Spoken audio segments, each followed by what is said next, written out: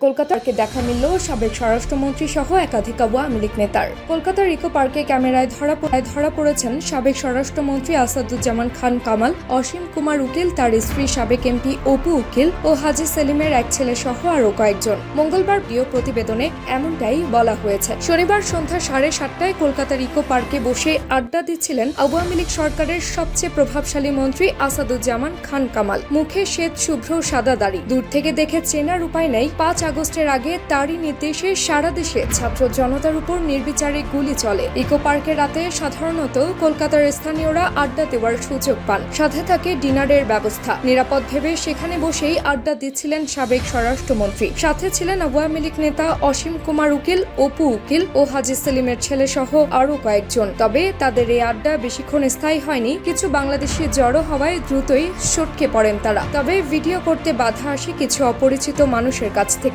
পার্কের দায়িত্বে থাকা ব্যক্তিরা বলেন, বাংলাদেশিরাও ইকো পার্কে বেড়াতে আসেন, তবে এখন সংখ্যায় কম। এদিকে আসাদুজ্জামান খান কামালকে ধরতে দেশে 4 দফা অভিযান চালালেও ব্যর্থ হয় আইন শৃঙ্খলা রক্ষাকারী বাহিনী। কিন্তু তাকে ধরতে না পারলেও এরই মধ্যে তার ছেলেকে গ্রেফতার করেছে পুলিশ।